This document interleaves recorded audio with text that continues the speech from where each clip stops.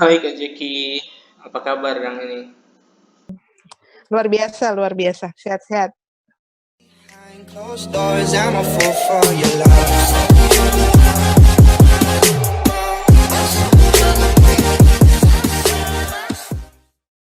Nah, kenapa Kak Jeki terjun di dunia pelayanan anak? Kenapa? Karena anak-anak buat aku tuh penting. Mereka adalah tempat di mana kita harus meletakkan dasar. Itu kenapa lebih memilih di pelayanan anak. Selain ya buat kita pelayanan anak itu nggak semua orang bisa. Karena kalau dia nggak punya, Tuhan nggak kasih talenta itu ke kita bakalan bisa bohwat gitu loh, bisa nggak tahan dengan anak-anak kayak gitu. Tapi saat Tuhan kasih talenta ke kita, ya Tuhan yang sanggupkan gitu. Tapi kalau ditanya kenapa, ya karena buat aku anak-anak itu penting. Nah, terus Kak Jeki seberapa lama dong di pelayanan anak? Kalau pelayanan anaknya, berapa lama ya? Sekitar 22 tahun lah di pelayanan anak. Sebelumnya singer kayak gitu. Menurut Kak Jeki, apa tantangan terbesar dalam pelayanan anak? Tantangan terbesar sih sebenarnya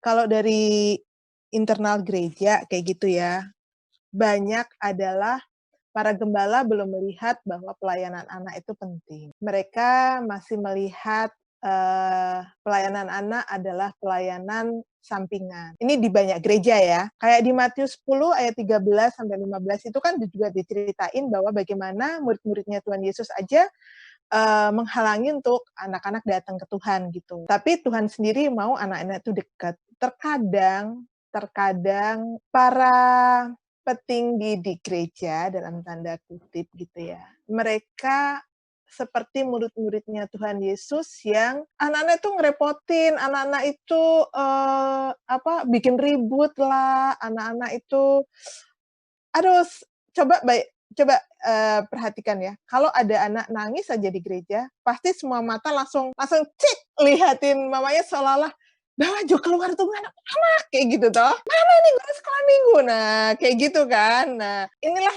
yang merupakan sebuah tantangan. Harusnya ini merupakan PR kita semua. Tapi kerinduannya aku bahwa banyak gereja membuka wawasan lah kayak gitu, melihat bahwa anak-anak itu adalah generasi penerusnya mereka. Kalau mereka tidak dikenalkan dengan kebenaran firman Tuhan, kalau mereka nggak dibiasakan ke gereja, di gereja mereka kayaknya disisihkan, jangan heran kalau nanti saat mereka remaja, saat mereka jadi pemuda, mereka juga anti ke gereja. Jadi kenapa aku bilang menanam dasar, dari kecil mereka harus dibiasakan mendengar firman. Dari kecil mereka harus dibiasakan ke gereja. Dari kecil mereka harus dibiasakan mencintai gereja mereka, mencintai Tuhan. Kalau mereka nggak diajarkan hal ini, ya carilah remajanya, nggak tahu mereka ada di mana. Nah, terus kalau sekolah minggu sendiri itu ada kurikulumnya ya? Ada. Oh iya, kayak Ada sekolah dong. biasa kayak gitu. Nah, Iya. terus dari hal-hal itu cara apa pelayanan anak itu memperlengkapi anak-anak tentang Yesus dengan cara Kalau aku gini ya, kalau ini buat aku ya, Ten. Kalau aku tuh gini, kita punya buku panduan ya, buat kurikulumnya gitu ya, ya, ya. per triwulan itu ada kayak gitu. Tapi kalau buat aku sendiri, setelah aku baca, aku pelajarin, aku tuh nanya sama Tuhan gitu. Tuhan, apa sih yang Tuhan mau untuk aku sampaikan ke anak-anak? Ya. Jadi aku nggak mau terlek cerita tentang Sakeus misalnya, Ya, ya. hanya sekedar Sakeus, orang Ya, ya. pendek, pengen ketemu Tuhan Yesus gitu. Ya kalau itu semua orang tinggal bacain aja ngerti gitu kan. Tapi bagaimana kita bisa mendapat inti dari apa sih yang sebenarnya Tuhan mau untuk anak-anak ini mengerti. Kayak minggu ini sebenarnya ceritanya tentang Sakeus, tapi Ya. bagaimana hikmat Tuhan dikasihin, ini bukan dari aku ya, karena ya aku manusia cuma terbatas gitu loh. Tapi bagaimana saat menyiapkan itu aku selalu komunikasi sama Tuhan, Tuhan ini Tuhan maunya seperti apa? Aku harus pakai ilustrasinya seperti apa? Kayak gitu. Itu semuanya itu hasil hikmat dari Tuhan, bukan dari aku sendiri. Kalau aku sendiri enggak lah ya gitu. Semua Iya. dari Tuhan. Makanya eh apa yang disampaikan itu akan sedikit berbeda dengan mereka yang hanya menyampaikan firman hanya sekedar sesuai dengan kurikulum yang ada. Ya, jadi maksudnya di sini juga anak-anak diajar dengan firman Tuhan dengan cara yang tepat agar anak-anak nggak menganggap Yes. cerita ini cuma dongeng. Kan kayak menceritakan Yes. dongeng kan, jadi oh si kancil. Exactly. Tapi kita Ya, kemas agar anak-anak mengalami sesuatu dari cerita ini. betul. Ya. Jadi bukan hanya ceritain tentang misalnya tentang Yunus di perut Ya. ikan, tapi kan di balik Yunus di perut ikan itu ada makna yang Tuhan sebenarnya ingin Tuhan singkapkan dari situ kan. Ya. Nah, itu bagaimana anak-anak dari kecil kita udah ajarin. Ini cerita bukan hanya sekedar cerita. Ya. Gitu, bukan hanya dongeng pas mau tidur gitu Ya. kan. Ya. Belum tidur bukan kayak gitu loh. Tapi dalam setiap cerita di Alkitab itu Tuhan punya maksud. Nah, ini yang dari kecil aku maunya tuh udah ditanemin ke anak-anak. Jadi anak-anak ini bukan hanya jadi anak-anak gampangan, tapi benar-benar yang firmannya itu mereka ngomongin tentang Sakeus. Oh, bukan cuman orang yang pendek, tapi dia bisa bilang begini. Oh, Sakeus yang ketemu Tuhan Yesus yang tadinya ngambil duitnya orang berubah. Iya, Gitu. dia bertemu Yesus. Hal itu yang beda. Ada perubahan gitu. Bukan Sakeus, Sakeus yang pendek yang naik pohon ara. Enggak dikenal cuma hanya itu aja. Tapi Sakeus yang waktu ketemu dengan Tuhan Yesus, dia berubah 180 derajat. Itu maunya seperti itu. Nah, respon anak-anak selama ini Kak Jeki lihat bagaimana? Respon ketika Kak Jeki sudah menjelaskan hal-hal ini dari sudut pandang si anak menanggapinya seperti apa? Kak Jeki sih sering kasih tantangan ya Ten sama anak-anak kayak gitu. Misalnya cerita tentang bagaimana kita mengampuni orang kayak gitu. Aku kasih tantangan challenge sama mereka waktu mereka masih sekolah gitu. Yuk coba lihat di sekolah kamu ada anak yang paling nakal nggak kayak gitu.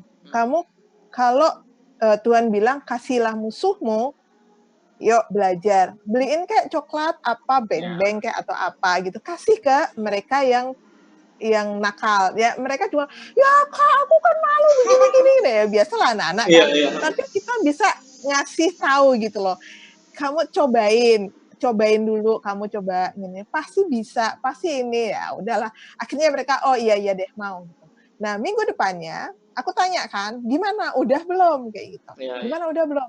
Terus, iya Kak, udah aku kasih, sekarang dia baik loh sama aku. Nah, mereka mengalami.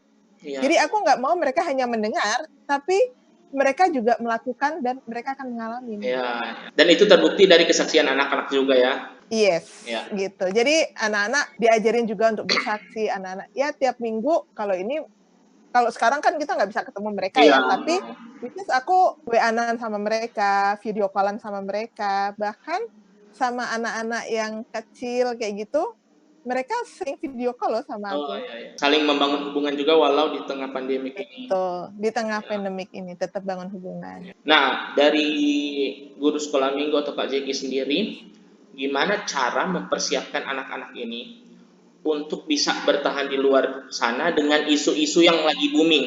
Contohnya LGBT atau masalah SARA. Nah, itu kan biasanya rawan kan itu. Nah, itu cara guru sekolah minggu mempersiapkannya gimana itu? Makanya firman yang aku kasih ke anak-anak itu kita bukan hanya kayak tadi dongeng sebelum tidur gitu kan. Karena memang ada dasar-dasarnya yang mereka juga bisa memahami dan kita ajak mereka untuk mempraktekkan firman itu. Nah, kalau untuk masalah-masalah yang sosial seperti itu kita sering bahas, tapi ini khususnya di anak-anak yang udah agak remaja gitu ya, anak-anak pratama, kalau di kita namanya anak pratama kayak gitu, anak-anak yang udah kelas 3 sampai kelas 6 SD kayak gitu, kita udah bisa ajak ngobrol kayak gitu. Biasanya sih aku kalau untuk yang SARA-SARA kayak gitu, kita ajarin. Tuhan Yesus tuh juga mengasihi semua orang kayak Iya. gitu. Pada dasarnya bahwa kita semuanya itu sama. Ajarannya tuh satu kok.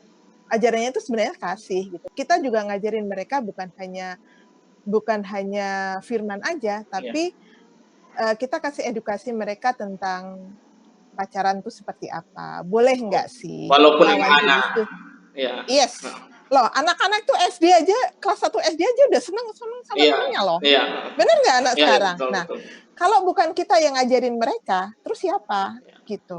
Orang tua menganggap bahwa ini tabu, tapi di kita diajarin. Jadi sampai sorry ya, di kita diajarin juga anak-anak cewek yang sudah masuki masa menstruasi, kita ajarin gimana caranya, kamu mesti seperti apa, bagaimana caranya begini, bla bla bla. Itu rinci, detail kita ngomong yang cewek dengan cewek. Yang cowok, kita minta pembina yang cowok ngajarin mereka tentang apa sih masturbasi kayak gitu. Terus mimpi basah, yang pokoknya yang anak-anak cowok lah kayak gitu, yang kayaknya tabu untuk dibicarakan, dan itu dibicarakan antara pembina anak yang cowok dengan anak-anak cowok gitu. Jadi mereka bisa merasa bahwa mereka aman, mereka bisa cerita apa aja yang dia nggak bisa cerita ke orang lain, nggak bisa cerita ke mamanya, nggak bisa cerita ke papanya, bisa cerita ke kakaknya. Gitu. Itu makanya kita sebutannya kakak kan? Ya, respon Kak Jeki sendiri soal bullying, kan saat ini juga di kalangan anak-anak juga banyak yang namanya bullying. Aku sih sebenarnya ciptaan Tuhan semuanya kan sama. Makanya aku tuh nggak pernah bosen ngulang-ngulang di anak-anak cerita bahwa Tuhan menciptakan semuanya itu istimewa gitu. Jadi di anak-anak sendiri udah aku tanemin dasar bahwa gini, kalau kamu menghina teman kamu, misalnya teman, oh kamu jelek kamu, oh kamu pendek kamu ini ya apalah kayak gitu ya. Pokoknya membuli temennya. Ingat loh, sebenarnya kamu tuh sedang mengejek Tuhan.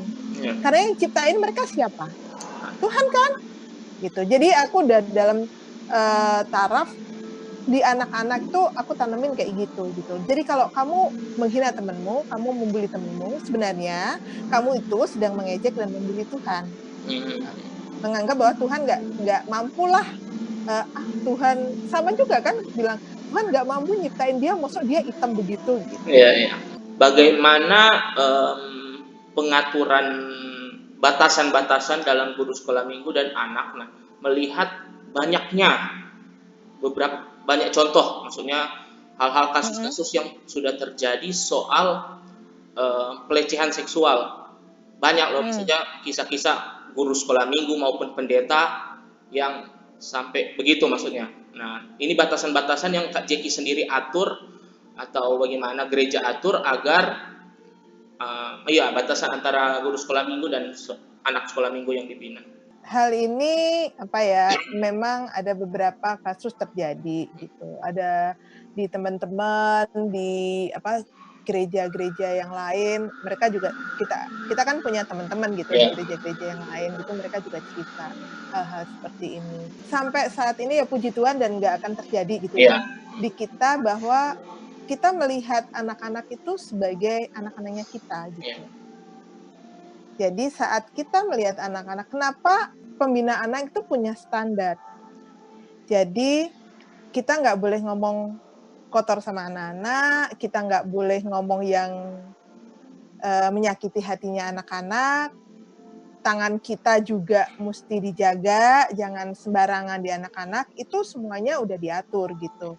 Dan kita berdiri di mana kalau sampai ada hal itu, bahwa kami yang akan berdiri untuk membela anak-anak. Karena kita seharusnya sebagai orang tua, kita seharusnya sebagai kakak, kenapa kita harus berusaha anak-anaknya kita sih kayak gitu. Nah itu benar-benar yang akan fatal sekali gitu. Jadi di kalangan pembina anak pun di gereja, maksudnya sering juga dibahas tantangan-tantangan juga dalam dunia anak gitu ya. Sering ada pertemuan-pertemuan. Kita sering ada pertemuan. Nah, membahas itu. Kalau Kak Jeki sendiri lihat bagaimana peran orang tua dan guru sekolah minggu, maksudnya perbedaan antara peran orang tua dan peran guru sekolah minggu. Iya, sebenarnya harusnya guru sekolah minggu sama orang tuh bekerja sama. Karena gini, apa yang sudah kami ajarkan di sekolah minggu terkadang bertentangan dengan yang ada di rumah. Iya. Misalnya, kan di kita itu kita kasih aturan bahwa anak-anak nggak boleh ngomong kasar, gitu Iya. kan? Nggak boleh ngomong sembarangan. Nah, sementara di rumah orang tuanya melakukan hal yang mereka ngomong kasar ke anak-anak, kayak gitu. Ini kan nggak sinkron. Jadi saat kita ngajarin apa, biasanya kami berusaha untuk menjadi jembatan antara anak dengan orang tua. Jadi ngomong, kan kita punya grup orang tua anak kan? Iya. Orang tua anak. Jadi di situ aku share, hari ini pelajarannya tentang ini, ayat hafalannya ini, kayak gitu. Inti ceritanya itu ini, anak-anak diajarin ini. Jadi ada jembatan antara orang tua dan anak-anak. Orang tua tahu apa yang diajarkan ke anak-anak, dan anak-anak juga bisa cerita ke orang tuanya tentang apa yang diajarkan. Jadi ada kerjasama yang baik lah, kayak gitu. Dan di masa pandemik ini, aku juga sering share di orang tua anak kayak gitu, apa-apa yang mesti dilakuin, terus nanyain anak-anaknya seperti apa, WA-in satu-satu atau teleponin orang tuanya satu-satu untuk perkembangannya mereka. Kalau Kak Jeki sendiri pernah enggak atau ada pembina anak juga yang pernah nggak dimarahi orang tua karena negur anak mereka? Justru kalau mereka biasanya kalau aku negur anak, aku ngomong sama orang tuanya. Oh, ya. Iya, jadi aku negur anak, tapi aku juga ngomong sama orang tuanya gitu loh. Tadi maaf ya, tadi saya tegur. Jadi kalau kan itu biasanya terjadi di hari Minggu kan. Iya. Pas pulang kayak gitu, aku cari orang tuanya, ngomong gitu. Jadi jangan sampai ada miskomunikasi antara pembina anak dengan guru, dengan orang tua gitu kan. Jadi sebelum itu biasanya kalau ada kejadian di sekolah minggu kayak gitu kan, Kak Jeki yang handle kan. Iya. Nah, Kak Jeki langsung turun. Begitu selesai ibadah, turun cari orang tuanya, sama anaknya juga, aku bawa, temu orang tuanya, aku ngomong, tadi saya hukum dia karena ini. Hukumannya apa? Aku juga ngomong, hukumannya ini, kayak gitu. Kan kita juga nggak pernah hukum anak-anak yang dipukul atau apa, nggak pernah. Paling cuman aku ajak ke ruangannya Kak Jeki, ngobrol berdua kayak gini, kenapa kamu gini, iya, kayak gitu. Udah, nanti orang tuanya, iya Kak Jeki nggak apa-apa. Bahkan pernah loh, kan ada aturan nih di sekolah minggu nggak boleh pegang handphone. Oh ya. Nah, anak-anak ini pegang handphone nih. Handphonenya aku ambil kan. Kan ini udah aturannya kita. Jadi anak-anak udah tahu dan mereka nggak protes handphonenya diambil. Cuman waktu ngambilnya, aku minta orang tua yang ngambil. Oh, gitu. Kalau orang tuanya gini, Kak Jeki biarin aja deh, saya juga udah pusing sama ini anak-anak, nggak bisa kalau nggak pegang handphone gitu. Jadi biar dia pegang Kak Jeki 1 minggu aja. Loh, aku bilang, bener nih, iya nggak apa-apa, titip aja ya Kak Jeki gitu loh. Jadi memang ada komunikasi sih. Aturan-aturan yang kita kasih di sekolah minggu kan juga kita udah ngomongin sama orang tua, jadi orang tua juga bisa ngerti. Sejauh ini puji Tuhan, ya kita antara orang tua dengan pembina anak itu berjalan dengan baik sih. Partner pembina anak sendiri di sekolah minggu ada nggak yang mungkin lalai dalam menjalankan tugas atau apa? Ada lah, namanya juga masih manusia kan. Biasanya Kak Jeki apa yang itu? Dipanggil lah, ngobrol, cerita, nggak dimarahin lah. Jadi kamu tertarik nih jadi anak. Biasanya gitu sih Ten, dipanggil, diingetin lagi gitu ya, namanya manusia ya, kadang lupa kayak gitu. Nah, kalau ada yang mau berminat menjadi pembina anak, nasihat Kak Jeki apa? Kalau dia berminat jadi pembina anak, biasanya kita punya kriteria gitu ya. Tapi yang pasti adalah kalau kamu mau jadi pembina anak, satu, kamu harus jadi teladan buat anak. Saat kamu bilang anak nggak boleh ngomong kasar, berarti kamu juga berlaku kamu tidak boleh ngomong kasar. Karena kita adalah teladannya anak-anak. Kamu nggak boleh berbohong, maka kamu juga harus jadi teladannya anak-anak. A ngomong A, B ngomong B sama anak-anak. Jadi, menjadi pembina anak sebenarnya nggak gampang, Ten. Karena apa? Kita adalah cerminannya mereka. Kita ngomong A, ya kita harus ngelakuin A. Nggak bisa kita ngomong A, kita ngelakuin B. Anak-anak lihat, karena anak-anak pasti ngeliat kita. Jadi kalau jadi pembina anak, yuk jadi pembina anak karena kita sedang nyiapin generasi. Tapi jadilah kalian pembina yang menjadi cermin buat anak-anak, di mana anak-anak bisa melihat Yesus dalam diri kamu, dan kamu bisa menjadi teladan buat anak. Ya. Kenapa saya nggak suka pembina anak dicat rambutnya? Nah, karena kita belajar ngajarin anak-anak untuk mengucap syukur sama Tuhan dengan apa yang udah Tuhan kasih buat Ya.